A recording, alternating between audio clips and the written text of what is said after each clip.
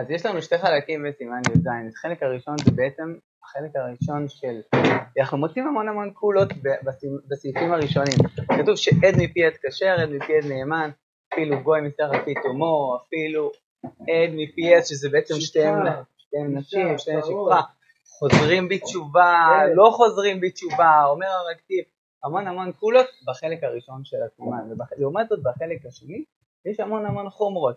ראו אותו נופל לגובה האריות, מחמירים. ראו אותו נופל לים, מחמירים. ראו כל כך הרבה דברים שמראים, כל בגופו או בכליו, ועדיין מחמירים. אז אם אנחנו משום עיגון המקלים, אז מקלים זה כל הסימן. ואם מצד עיגון, אם אנחנו לא מקלים, אז למה הסימן מתחלק לשתיים? חצי ראשון, קולות. כן, שימו לב שכל הקולה היא מורכבת מאוד. עד מפי עד, והעד מפי עד שהעד הראשון יכול להיות אישה, או שתי נשים, או שתי גויים, והגוי הראשון מסיח לפי תומו, לא יודעים בכלל אם הראשון מסיח לפי תומו, זאת אומרת, גלגל של קולות, ולעומת זאת בחלק השני אנחנו רק מחמירים. אז קודם כל בשביל להבין את הסימן, קודם כל צריך להבין מה הסדר של הסימן, ומה המבנה של הסימן, אז בשביל זה יש תדפים.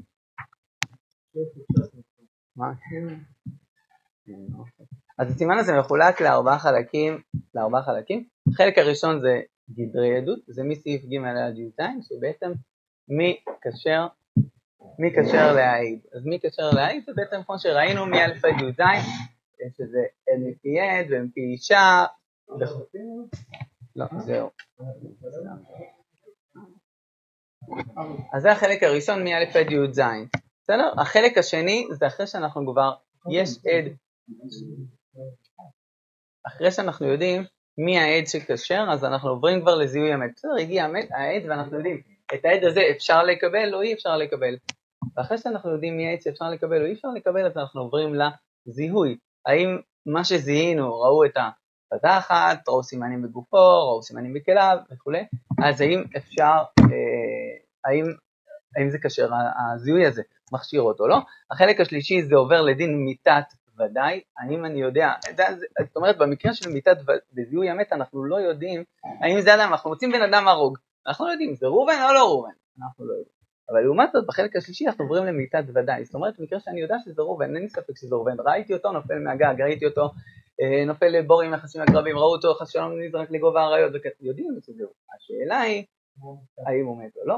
זה החלק השלישי, והחלק הרביעי זה תמיד, בדרך כלל בעיות וויכוחים, סוף הסימן, אז זה ויכוחים בין העדים, ככה וככה וכו'. אז זה החלק, זה המבנה הכללי של הסימן. עכשיו אם נשים לב למה שאמרנו, אז השאלה היא בעצם מתפצלת לשתיים. בחלק הראשון בגדרי עדות, שם נאמרו כל הקולות מא' עד י"ז, שם כל הקולות נאמרו שעד מפי עד, ואפילו רשע, ואפילו חוזרים בתשובה, אומר הרקטיב, וכו'. זה החלק הראשון. לעומת זאת, איפה החלקים של החומרות?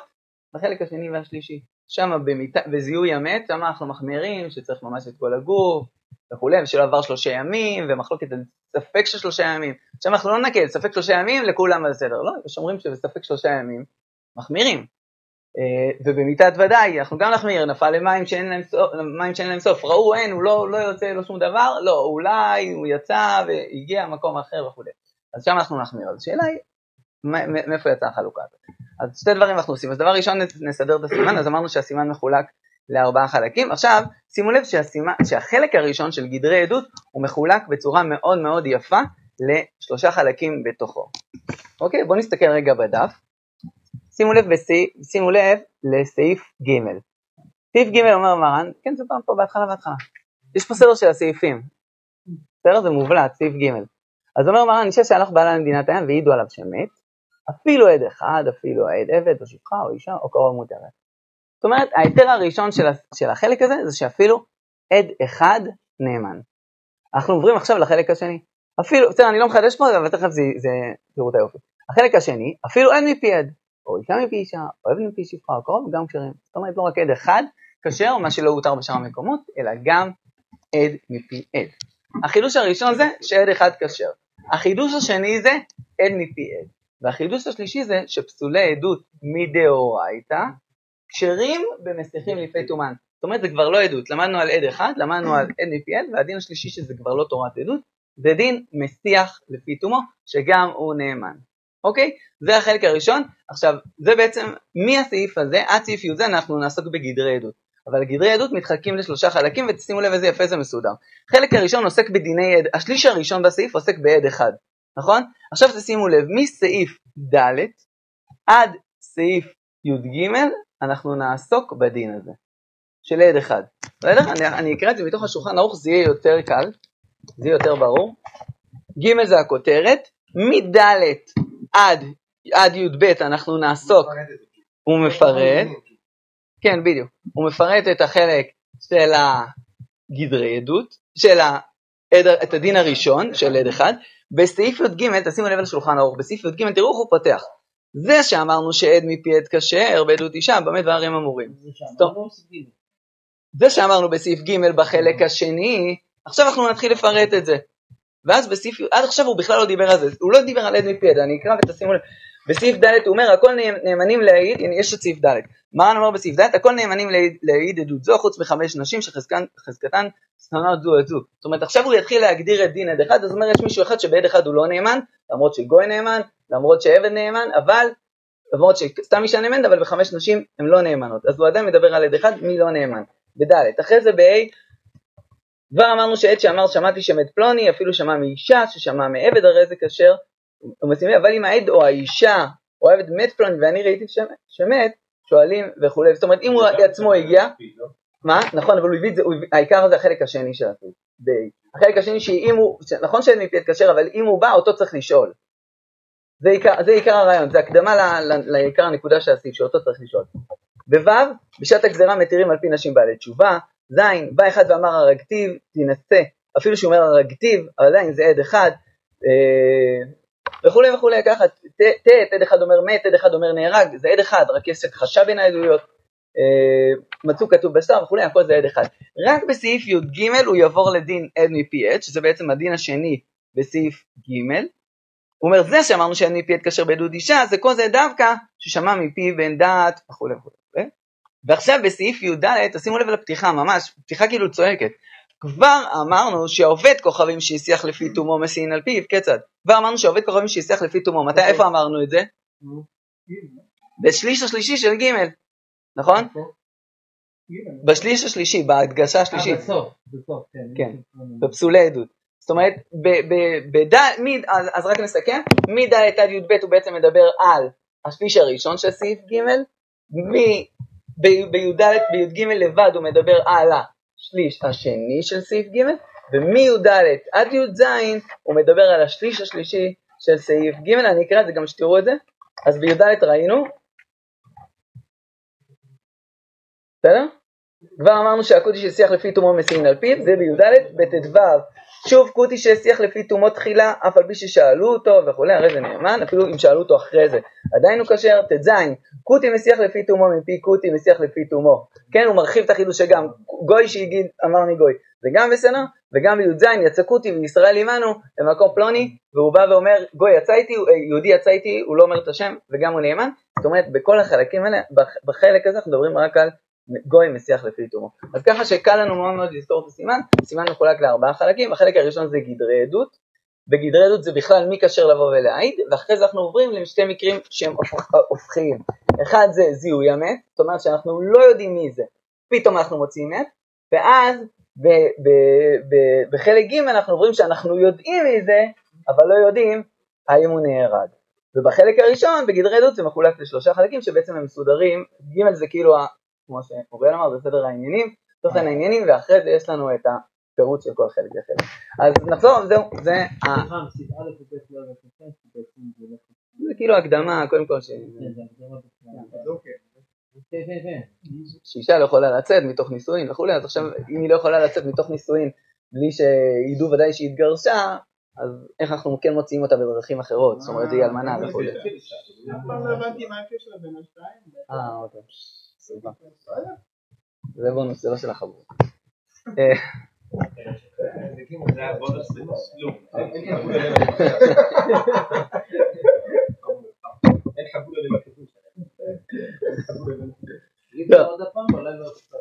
בסעיפים, חבר, תגיד.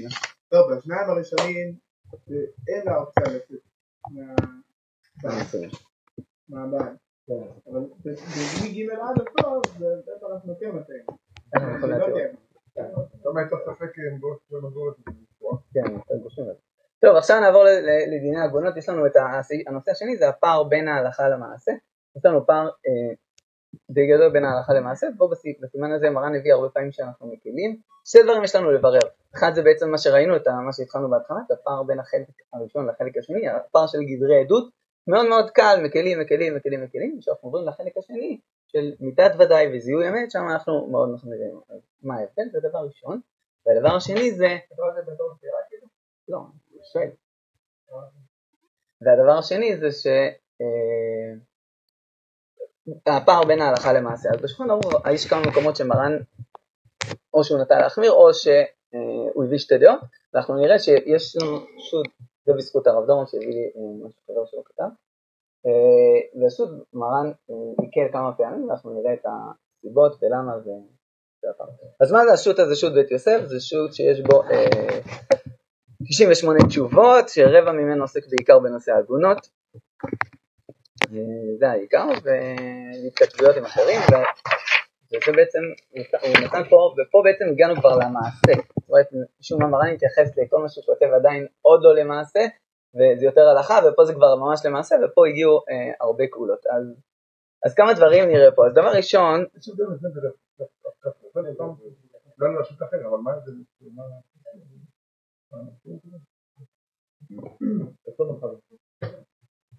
טוב. בית יוסף.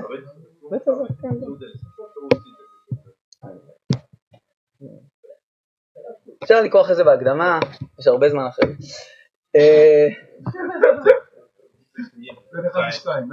מה?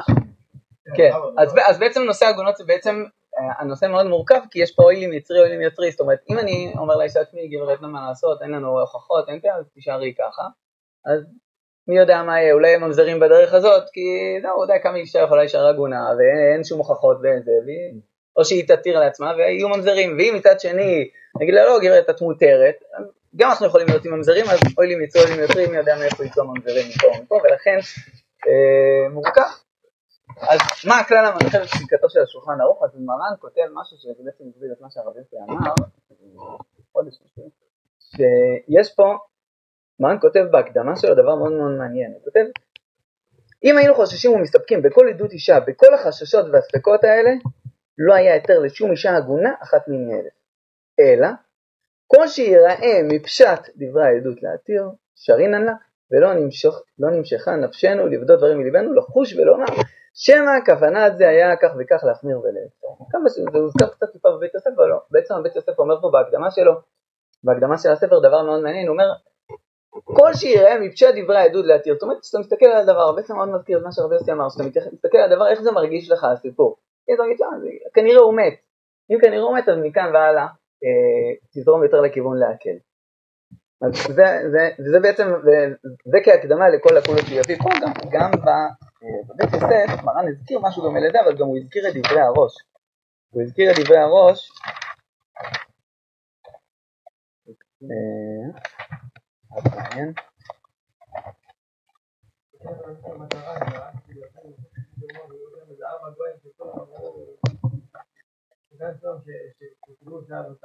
נכון. גוי שעד הגוי והוא רק שמע.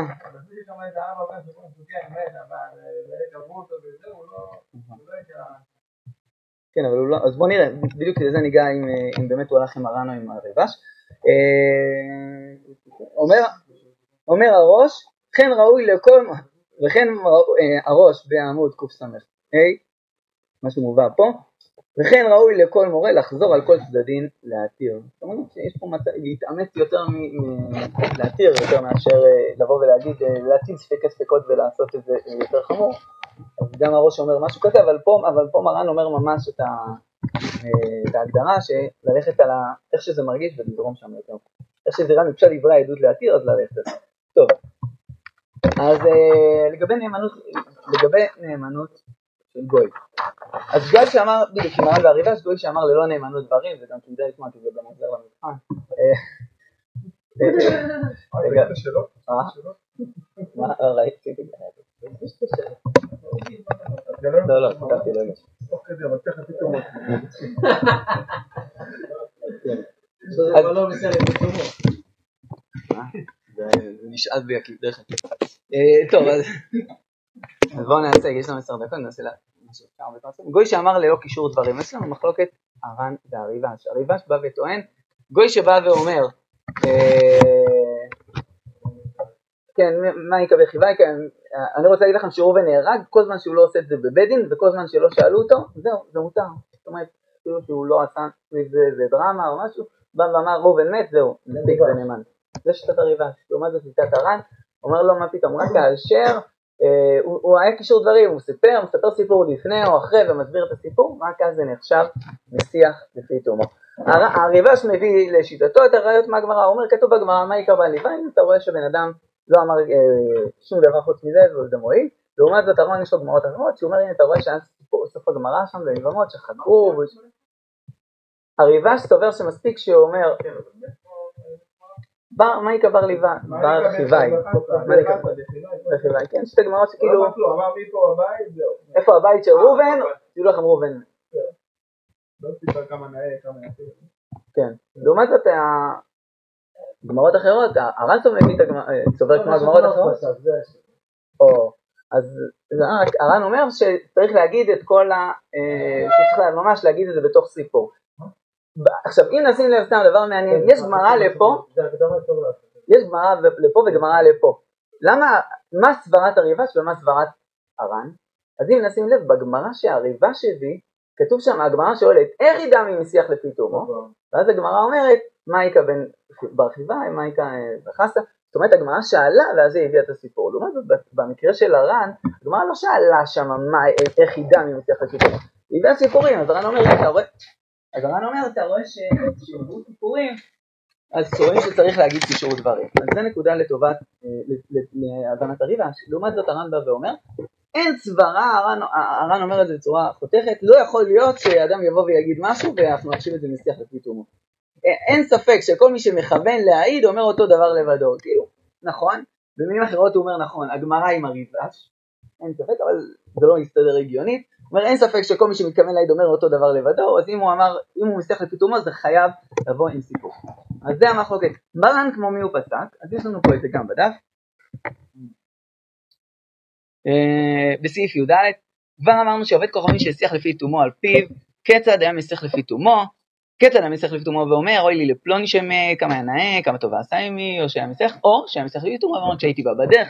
בקיצור, הוא מוסיף סיפור. צריך קישור, לא? כן, הוא אומר, אוי לא, כמה היה נאה, או שהוא מוסיף את הקישור, אז סתם יש פה הבדל שהקישור, נשים לב שיש שתי סוגי קישורים, יש קישור לפני, יש קישור לפני ויש קישור אחרי. יש קישור לפני שאומר ראובן מת אל תשאלו ואז הוא מתחיל לספר, ויש קישור אחרי. במקרה הראשון שמרן מביא היה קישור לפני, אוי לו לפלוני שמת, הוא מתחיל ואומר תשמעו ראובן מת, אבל הוא מוסיף הדרמה באה אחרי. זה אפשרות אחת, ויש אפשרות שהדרמה באה לפני, או שהיה משיח לפי תומו ואומר, יש פה שתי מקרים, או שהיה משיח לפי תומו ואומר כשהייתי בה בדרך, הוא מתחיל את הדרמה ואז הוא אומר על זה שפלוני נהרג. זה מה שמרן כותב.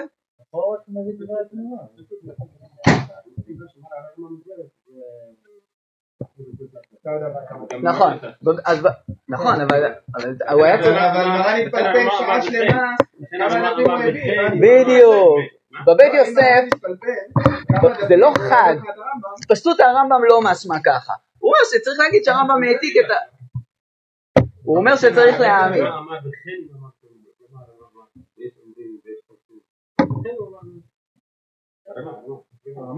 הרמב"ם מביא את המחלוקת, הרמב"ם מביא את המחלוקת, מרן אין מחלוקת, מרן סתם כמו, מרן אומר בבית יוסף אפשר להסביר ברמב"ם כמו הריב"ש, זה לא הכרח, כן אפשר להסביר ברמב"ם, תכלס אם הוא היה רוצה להדגיש שההלכה כמו הריב"ש, הוא היה צריך לשים דגש, ההלכה כמו הריב"ש, ולא להעתיק את הרמב"ם, שרק אפשר לפרש אותו כמו הריב"ש.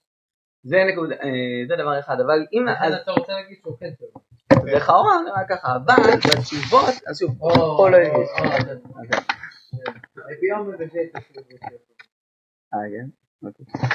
אז בתשובות מה אני כותב? לא, זה היה בדיוק על בתשובות מרן כותב מפורש שוודאי שההלכה היא כמו כן. אין לו קשר עניין לא לפניו ולא אחריו וכל גאי גמנה. בקיצור הוא מסביר שזה שם בספר קיתומו. בקיצור בתשובות הוא פתח שוודאי ההלכה היא כמו הריבש. בתשובה כן, כמו הריבש. כן, אבל זה כאילו לא, אתה יודע, בתוך תשובה אתה לא כזה. זה דבר ראשון. עכשיו דבר שנוסף זה גוי שאמר מגוי. אז בגוי שאמר מגוי יש לנו עוד נושא. לא, בית יוסף. מה? מרית הייתה. כן, מה הייתה את זה? כן, בבית יוסף נראה שהכוונה שלו להתיר. בבית יוסף רואים. זה כמו הריבש. בבית יוסף נראה שהכוונה שלו להתיר. הוא אמר מרי ברע, מרי תתק וכו'. בשולחן ערוך הוא הלך רק עם הלשון של הפשטות. אז יש לנו בית יוסף, שולחן ערוך, בית שול. ולטוב בסופו זה. לא, זה מערער על השם. אני רוצה לסיים בזמן. הנושא השני זה גוי שאומר בשם גוי. גוי שאומר בשם גוי, צריך הרי בגוי מצטרך לפי תומו. השאלה היא שאנחנו לא יודעים אם הגוי הראשון היה מצטיח לפי תומו. האם הוא נעים, מה הדין בזה? אז יש לנו 3 שיטות בראשונים. הבית יוסף בצורה קצרה מכניס 3 שיטות. זה שיטת המעריק והתרומת הדשן, הם הכי מקלים. הם אומרים, אתה לא יודע מה היה עם הגוי הראשון. גוי שבא והצטיח לפי תומו, אני אומר כנראה גם הגוי הראשון היה מתירים את זה. לעומת זאת, הריבש הכי קיצוני, אומר אין מושג כזה, אתה לא יודע מה, האם הגוי הראשון, אם אין לנו הוכחה בגוי הראשון, זה לא עדות. לעומת זאת, יש תרן שאומר, אם הגוי השני יעיד, תוך כדי הסיפור שלו, בעצם הוא מצליח לפי תומה, אם במצליח לפי תומה אנחנו נזהה, שבעדות הראשונה, זה היה גם מצליח לפי תומה, אם נזהה ששתי העדויות בעצם מצליח לפי תומה, אז גם בזה זה בסדר. זאת אומרת, יש פה כולה כפולה, זאת אומרת גוי, מעיד בשם גוי, ומסליחים לפי תומן, ואנחנו לא יודעים אפילו אם לפי שיטת המעריק והתרומה הזה, אנחנו לא יודעים אם הגוי הראשון מסליח לפי תומו או לא. גוי, כולה 1, מסליח לפי תומו, 2, גוי בשם גוי, והגוי הראשון לפי המעריק אנחנו אפילו יודעים מהו, זאת אומרת 3 כולות, כמו שאמרנו. כן. לא, כן. אז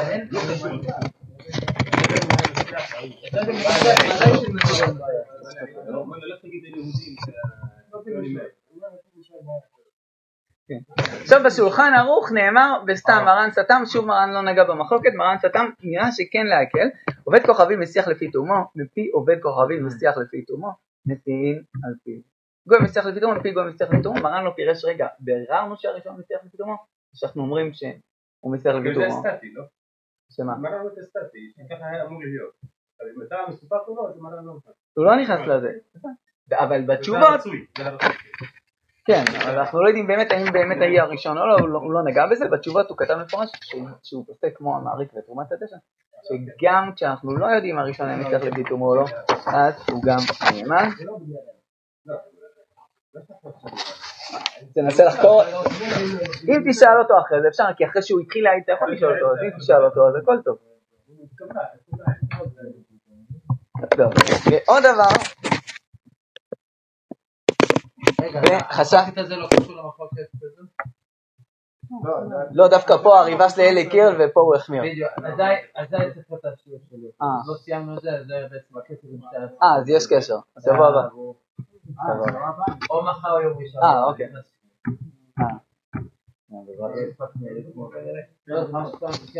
טוב, אז נסיים בחילוק בין החלק הראשון לחלק השני. מה ששאלנו בתחילת הזה, מה ההבדל בין החלק הראשון לחלק השני, ראינו שעכשיו מרן בעצם נקל מאוד מאוד מאוד, גם באמירת, עוד דבר, מרן נקל אפילו נגד הרמב"ם והריף. עוד נקודה, במקרה שגוי בא ומשיח לפי תומו, האם צריך לומר הוא קוורטיב? יש לנו מחלוקת גדולה, שיטת הרמב"ם והריף, בבית יוסף, שיטת הרמב"ם והריף, צריך לומר הוא קוורטיב. שיטת, קצת מן המפרשים, רמב"ן, או קצת מן המפרשים, הבית יוסף, איך? קצת מן האחרונים, כן, הבית יוסף מביא, כן, לא שם, קצת מן האחרונים, שאין עם זה בעיה, שזה בסדר. עכשיו, מרן בשולחן ערוך, כמו מי הוא סתם? קצות לאחרונים, מרן סתם, נכון, אבל הסתימה הייתה כמו הזה. לא צריך עוקברתיו, הוא הביא, יש אומרים שצריך עוקברתיו, זאת אומרת שאפילו הוא הלך נגד הרמב"ם והרי"ף. אבל הוא הביא את הדעה השנייה, בתשובות הוא ודאי כותב שלא צריך לומר עוקברתיו. רואים פה את מה שאמרנו בהתחלה, שבעצם בחלק הראשון של הסימן, בשליש הראשון נקרא לזה של הסימן, שם מרן הביא היתרים גורפים גם נגד הרמב"ם והרי"ף, שזה דבר כמעט שלא מצאו. מה ההבדל בין זה, עכשיו נחזור לשאלה הראשונה, מה ההבדל בין זה לבין סוף החלק השני של הסימן ששם יש הרבה חומות. אז כמו שאמרנו בהתחלה, שבעצם המרן הביא בהתחלה, שצריך שיראה מפשט הדברים להתיר, אם זה מרגיש שאנחנו שומעים את הסיפור, איך זה נראה לנו מהסיפור של הדברים? אם זה נראה להתיר, אנחנו מתירים, אם זה לא מראה איך טוב שם, המקום ניתן יותר לחקור. ולכן, בחלק הראשון של הסימן, שבא גוי ואומר, אני ראיתי שקרה לו כך וכך, זאת אומרת, מבחינת הגוי הוא ודאי מת. השאלה היא, האם הגוי הזה אמין או לא אמין, אבל מבחינתנו כשאנחנו שומעים את הסיפור ואומרים, תשמע, הגוי מת, בן אדם הזה לא מצאו אותו הרבה זמן, אז כנראה שיש פה היגיון, אז אנחנו נאמין. אבל במקרה בחלק השני, זיהוי המת, או בחלק של מיתת ודאי, שם בא יהודי ואומר, אבל היהודי עצמו לא יודע מה קרה, הוא אומר, תשמע, זרקו אותו לגובה האריות, מישהו יודע מה קרה בפנים, נפל לים, מישהו יודע מה קרה, אז במקרה מפשט הדברים, אנחנו לא יודעים, נפל לים, בסדר, נפל לים, אף אחד לא יודע אחרי זה מה קרה, לא היה, אין לנו הוכחה, פשט הדברים לא נראה לנו להתיר, ולכן במקרה הזה אנחנו דווקא,